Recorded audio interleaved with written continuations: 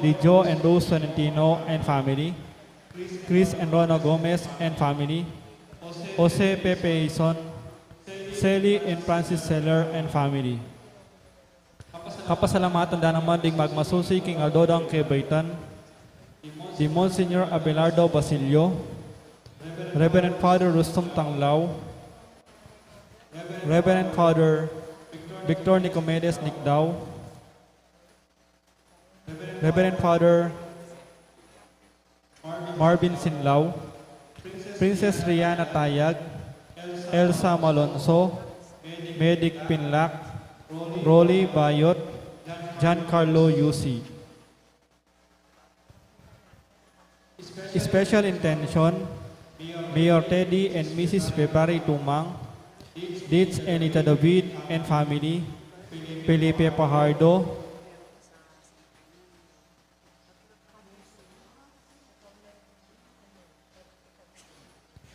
Jesus Monsalan, Maria Lorena Pamintuan, Villamor and Roselina Tolentino and family. Para king healing dari Megan Centeno, Norma Kiambao.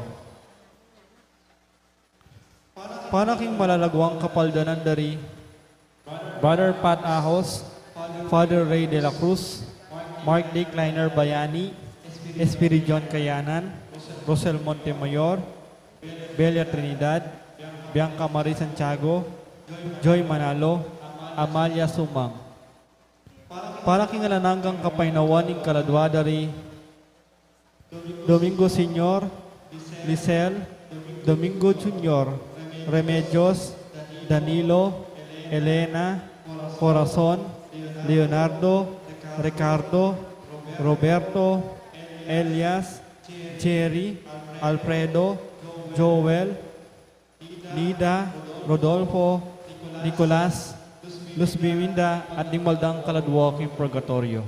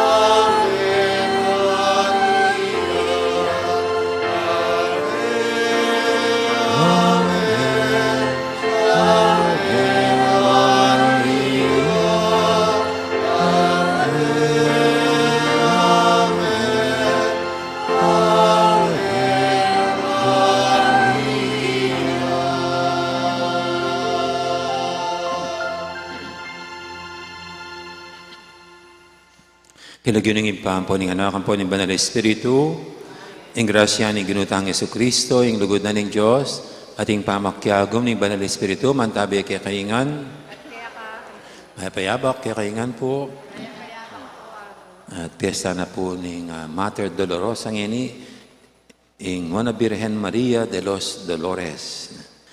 Bakit bebet ang matampangganap kaniting kapag masusyan si Siyantala pareng kasalanan tamot manyad pantawd at pakaluluking hapong Ginoo.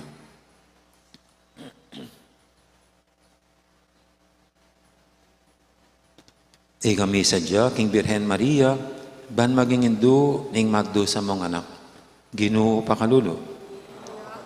Ikang piniling Diyos para king kapahamakan at king kaligtasan daring dakal Kristo pakalulo. Ikang linilong King Birhen Maria, ban maging induning mga bus, Ginoo pakalulo.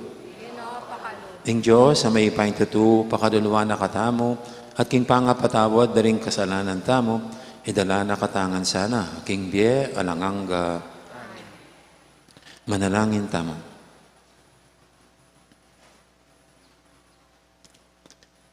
Oy, paming mayupaya, birian mong ing malugmang induning anak mo, minantabay at dinami kaya kabang makabayubay aking krus. Pagkalog mo sana, king ing Santa Iglesia mo, mabiyasaya namang makyagom, king pamaylasan ng Kristo, bayan namang mga intulid milawok, king pangasubli ng mebie. Itiadwan mi, king kapamilatan ng ginuming Jesucristo ang anak mo, ang mabibi at magari kambe mo, ading Banal Espiritu, metong mo king panga Diyos, manggaman king alangangga.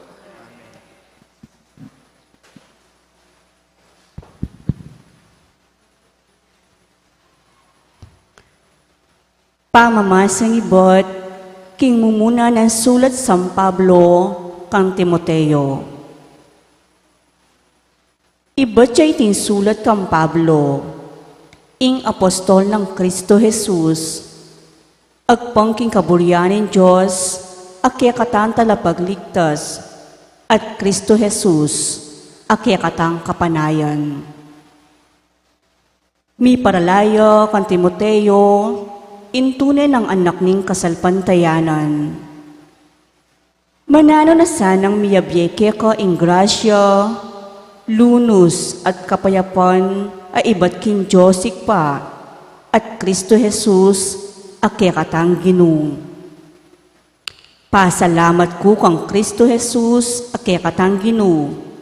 Uling pigkalubana kong sikanan para king obrang iti. At uling kilala na, ing karapat dapat ko, inyang pinili na kong mangging talasuyo na. Pinili na ko, ban sumuyo kaya, lipat ning migsalita akong laban kaya. Ligalig ke at lepas tanganan kanitang minuna.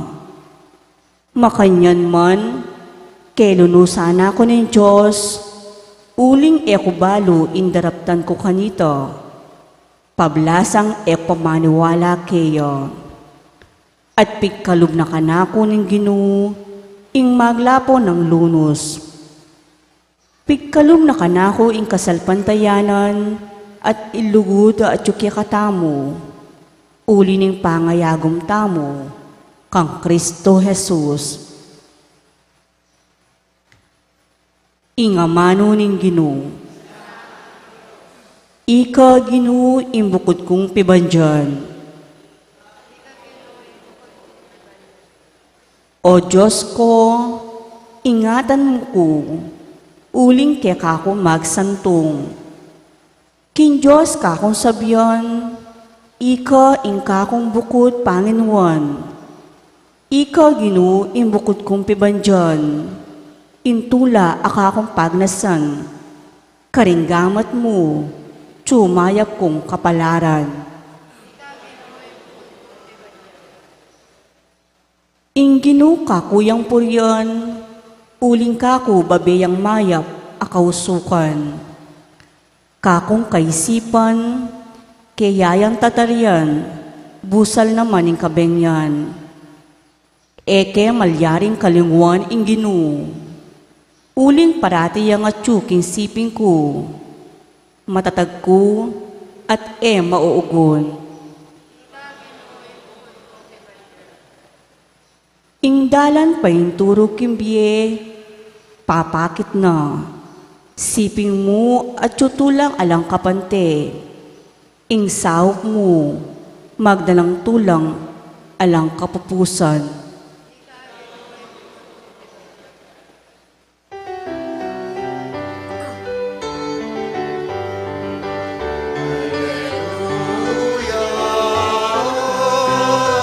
Diyos at yukang Kristo, at tinuring na yung kakaluguran na ing tao, at kelingwanan na ing kayang kasalanan, at pikatiwala na kaya kami, ing ikalat miya, ing balitang iti.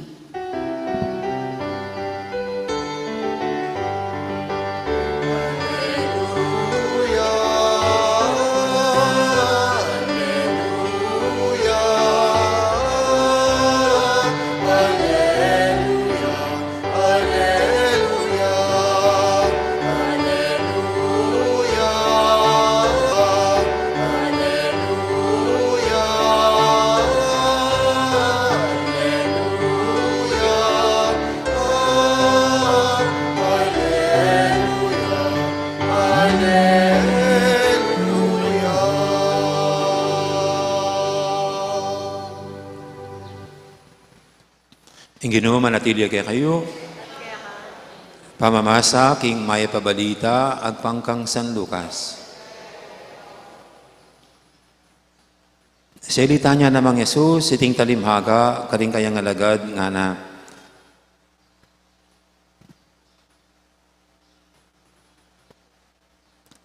Eniatay din bulag, ing kalupan ng bulag. Nung tayrane, pareho lang manabo, king kulkul. Alang estudyante, amaygit king kayang maestro.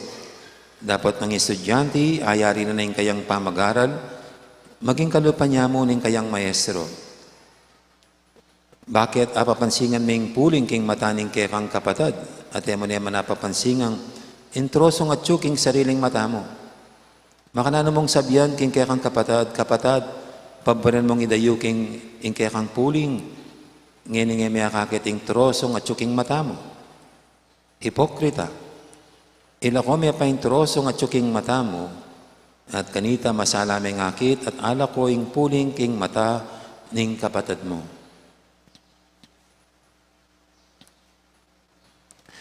Ing mayab ng balita, ning kakatamong kaligtasan. Kapurian kaya kao, Kristo.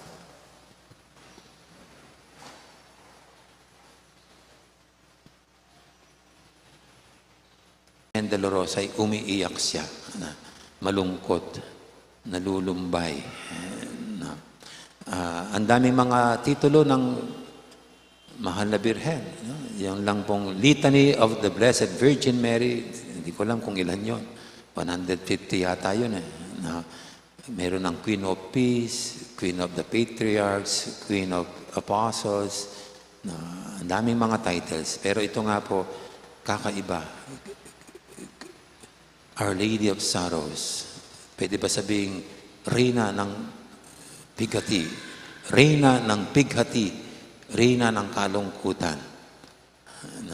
Normally, pag mga reyna-reyna, sila yung mga nangunguna.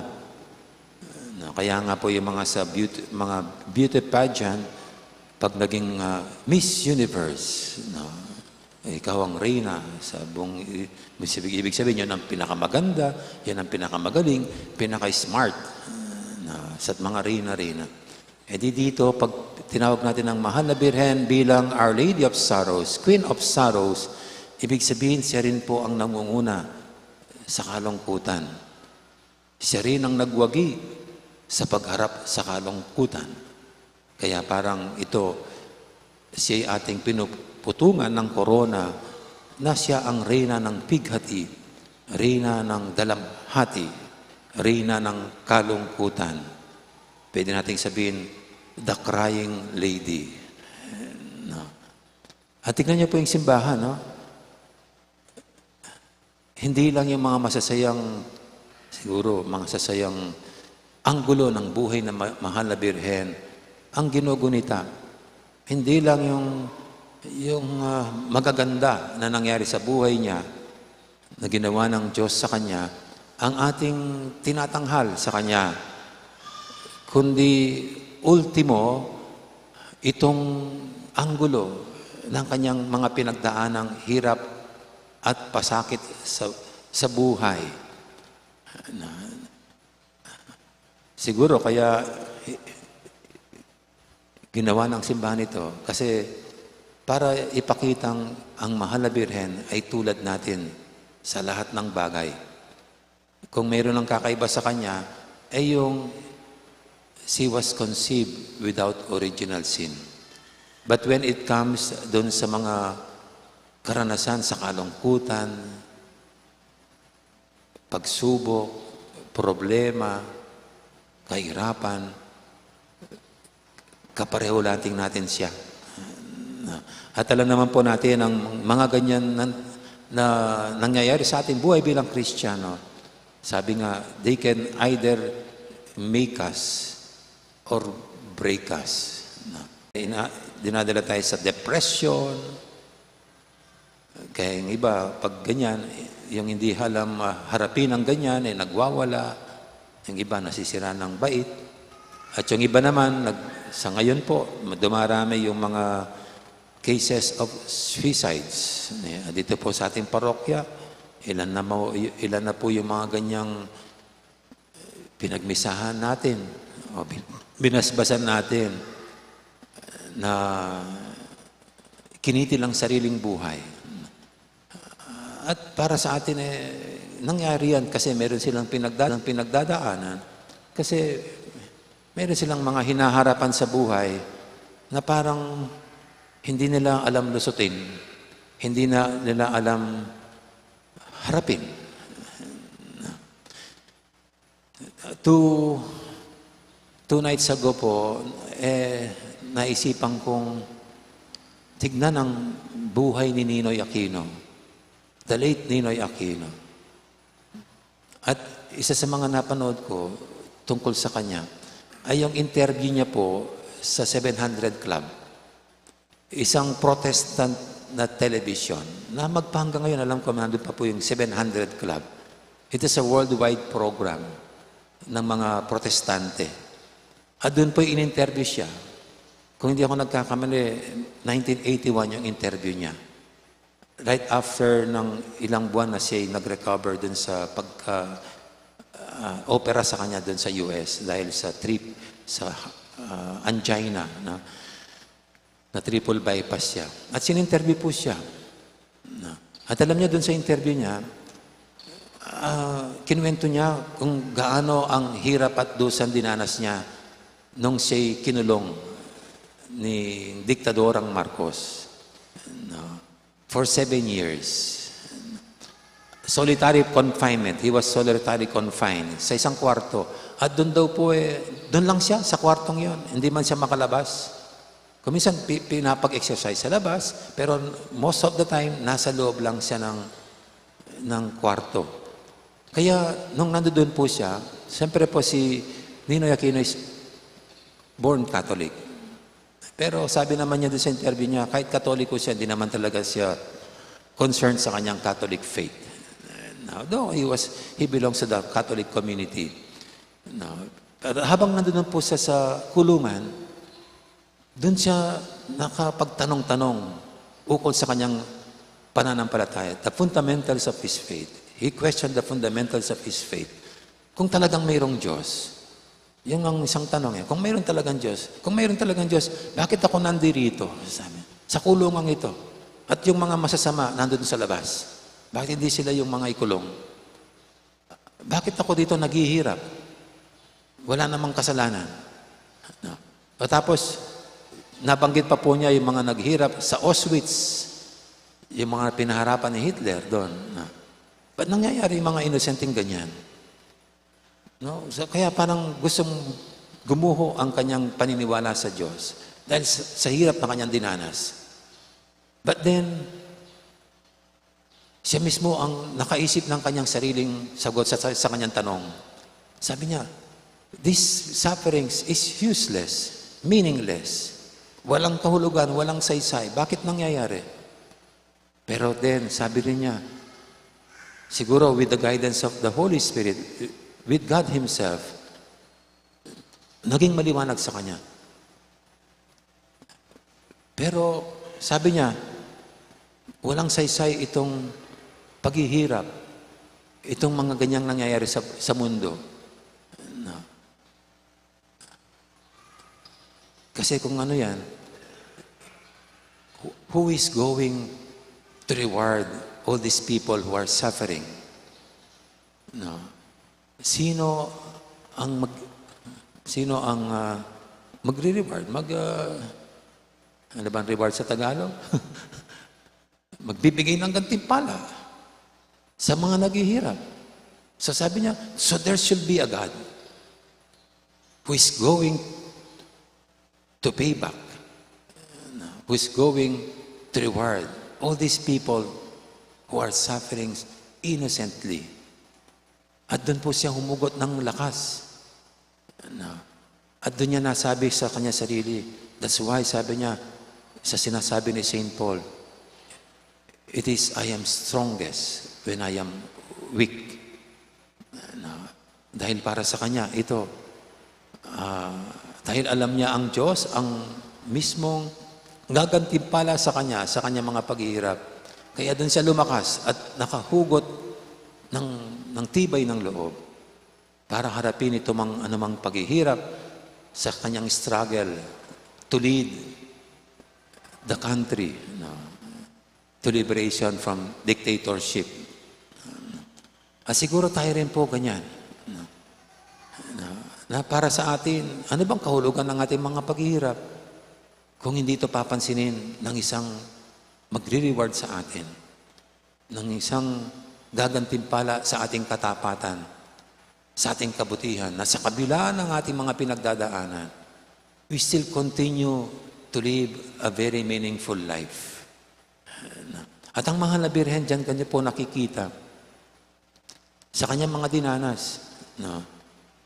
Sa kaya nga, Our Lady of Sorrows, hindi lang kalungkutan naman yan, yung sakit, pait na kanyang mga naranasan.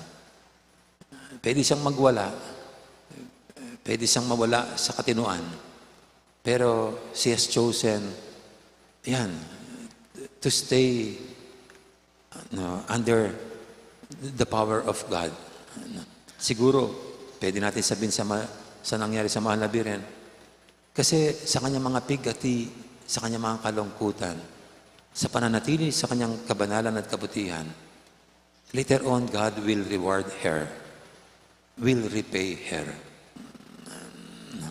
At siguro ito po yung sinasabi na ng simbahan sa atin.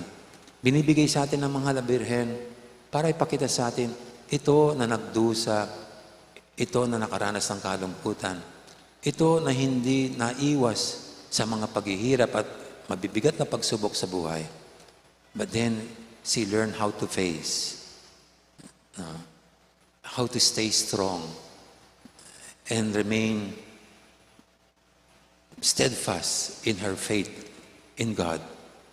Kaya ngayon, tinatanghal natin siya bilang reyna ng langit at lupa. We do believe God has repaid her dito. At tayo rin po, dapat sana marunong tayong harapin din natin ang kanya-kanya nating mga pinagdadaanan. Kasi naniniwala po ako, walang taong walang pinagdadaanan. Ang kahalaban po natin ay self-pity. Pag sobrang naawa kayong sarili, na parang sa tingin mo, ikaw lang ang nahihirapan, ikaw lang ang nalulungkot, ikaw lang ang may pinagdadaanan, samantalang lahat po tayo ay mayroon namang ganyan. Mahirap ka man, mayaman ka man, wala ka mang pinag-aralan o may pinag-aralan. Tignan niyo naman po, may nagpapakamatay na mahirap, may nagpapakamatay na mayaman. So, ibig sabihin, lahat. Sa palagay niyo po, mga mahirap lamang ang nahihirapan sa buhay. Yung mga mayayaman ba, hindi sila nakakaranas ng kalungkutan, paghihirap? Yung mga sikat bang tao, perfecto ang kanilang buhay? Kompleto at ganap? Hindi. Ang dami po mga sikat na tao, kinikitid din ang sariling buhay. Ibig sabihin, tayong lahat, ganyan. Kaya here is our Mother, the Blessed Virgin Mary, teaching us how to face squarely yung mga kalungkutan, paghihirap, problema natin, pait at sakit sa buhay. At ang Diyos ay tinitignan ang ating katatagan, ang ating tibay ng loob, ang ating pananatili sa kabutihan, katinuan ng pag-iisip. And we do believe God will repay us. And God will reward us.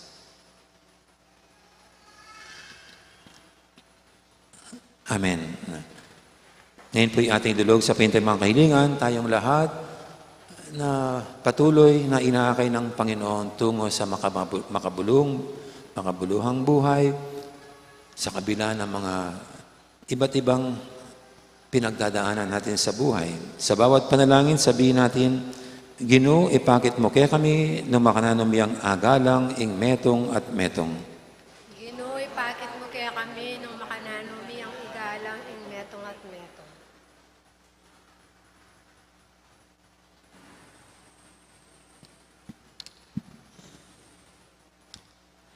Para ka ring magmalasakit, misulat, metong abayong batas, eklesyastika, as laganos saning Espiritu Santo, banlang maging makabuklat, akaisipan, ki pamangailangan ding may luwang dake ning balayan, ipanalangin taking Ginoo. Ginoo, ipakit mo kaya kami nung makananumi ang igalang ing metong at metong.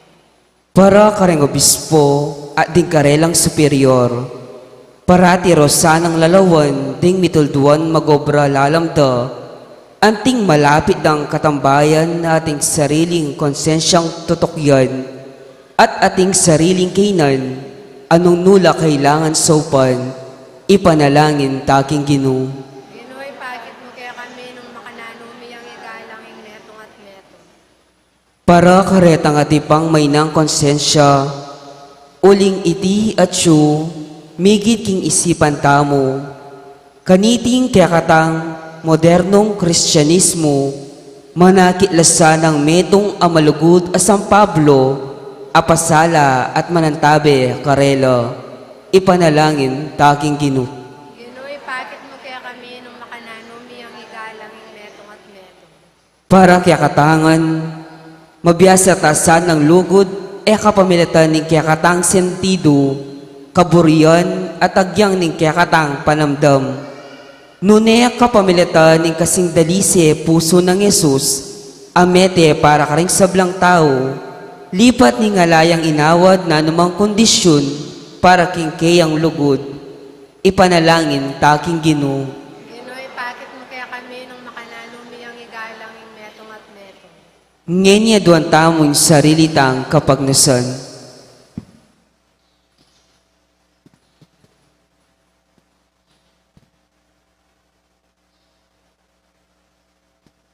Oy, paming at subanwa, igalang miya sana yung metong at tanggapan ng karelang pangataw, antimono makanano mong lelangan. Mananasanang ing tunay ming lugod Kristiyano at matampang pamangalang, abalik na yung makatawang dignidad, karing sablang buryan mong akayarap mi, at abalik pasibay kingalanganga mong lugod. Itiyadon mi kapamilata ng Kristong ginumi.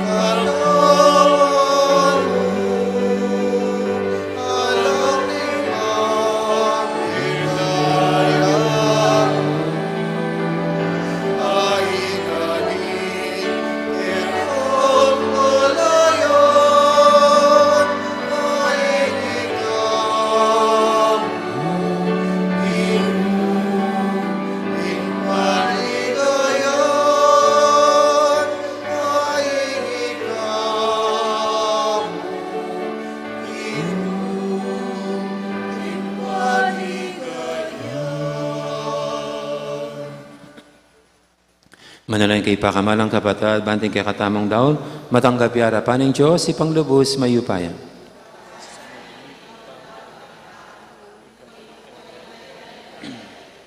Yan ka ng sablala, o Diyos, ing pakalulu, tanggapan mo sana, king kapuri, ing kekang lagyo, ing panalangin at ayin, ayam pang mikeka. Kaniting pami parangal mi, king nuwa na Birhen Maria. Kabang makatalakad diyang darame, siping ning krus ng Jesus, binyeme kay kami anting malugod mingindu. Tingan na doon mi kapamilatan ng Kristong ginumi. Ing ginuma natilya kay kayo, yat nayorem puso yun. Pasalamatan tayong ginu, a Diyos tama. Tunepin, karapat dapat at maturi, ding pasalamatan dakang parated, numang kanino ipa, Diyos king alangang gadubos may paya, kabang parang alan ming na Birhen Maria. Mapalad diyang dili ka rin sablang babaeng malabirhen, hake kang piniling maging induning bugto mong anak, king kayo payaning Espiritu Santo. Ing Birhen Maria, meging tunay ng hindu, ning kaya kang anak, habit ng timong sala ning meto yato. Ulinita ka beri sablang koro, ring anghel ka ring banwa, daralit ming kaya kang ligaya lantok ng ngaming babye, kapurian kaya ka. Banal, banal yung Ginoo. Mipnuing banwa, tingyato, kingketang ligaya. O sana aking kakatas-katasan, mapalad niya ay daratang ilagyo ng Ginoo. O sana aking kakatas-katasan. Tunay kaping banaloy pa, ikaing panibataning sablang kabanalan, nulinita pagparalampumi, pabanalan mo sa tetingayin king Espiritu mo, ban para kaya kami magyari lang katawan at daya, ng ginuming Heso Kristo. Bayami daong kusang lu, king pamaylasa at kamatayan, kinwaning tinapet, pasalamat siya kaya ka. Pirasan na binyene, karing kayang disipulo nga na, tanggapan niyo itikongan at kananya. Itiin ka na akong katawan, amidawon, para kaya kayo.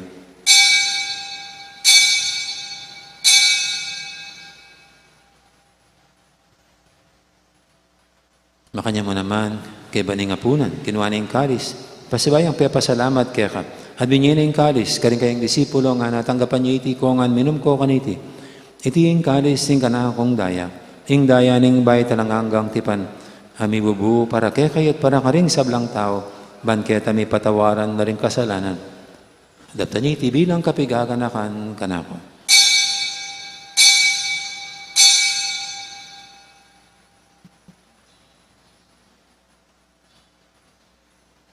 Ipasag tayong misteryo ng kasalpantayanan.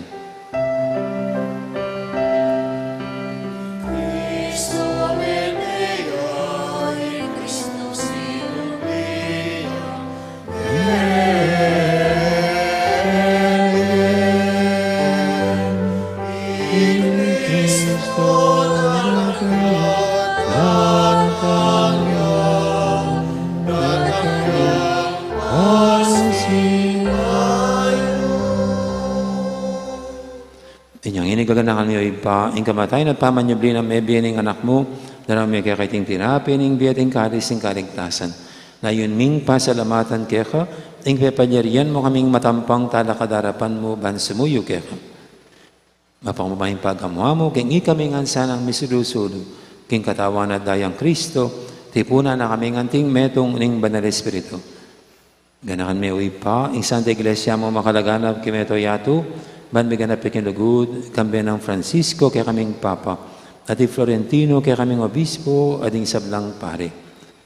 Ganak mo na naman di kapatid ming pepainawan at maninayang sabing miye, lalo na di Domingo, Junior, Remedios, at Eusebio, ading alapang miyaw nga nabiye. Tanggapan mo sana, king maligay mong harapan, pakaduluan mo kengan, gawan mo kengang karapat dapat magkamit king biyalang hangga. Ban kaya benang Maria, imbirhendo ng Diyos, kambe ng San Jose kayong esposo, kaya bering apostol at ding sablang santo, at inupad kimalmong kaburian, king kaya kabaning panahon, puryandak at paligayan, kapamilatan ng Jesucristong kaya kang anak. King kapamilatan ng Kristo, kamben at kaya, ipang mayupayang tutu, kagumning banal Espiritu, pupuryandak at parangalan, manggaman king alangangga.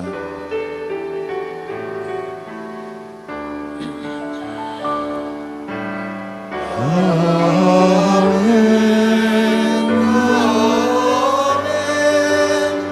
Amen.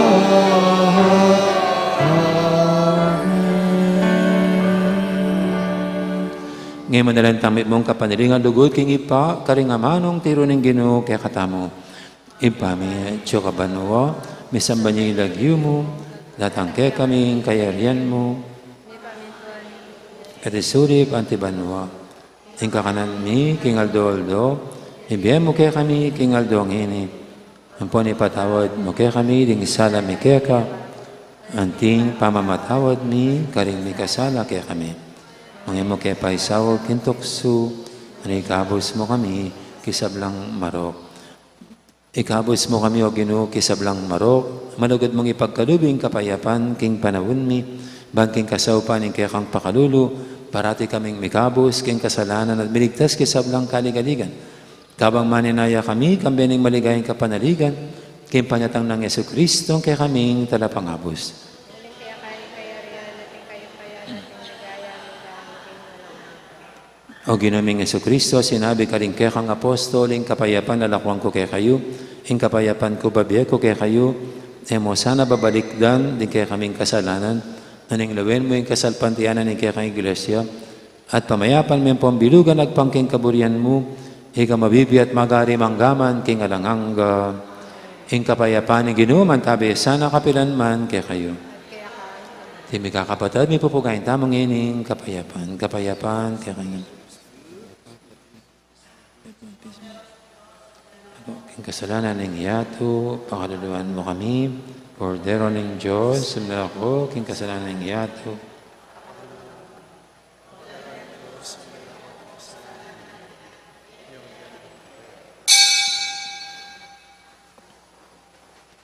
Ning malagud at maganakatang Ginoo, ning Cordero ng Diyos, amilala ko, king kasalanan ng yato, nung tangkim birana kaniting banal ng komunyon. Ginoo, ek matampang tanggap kaya ka, dapat sa kasmi nga mana mo, kumayab na ako.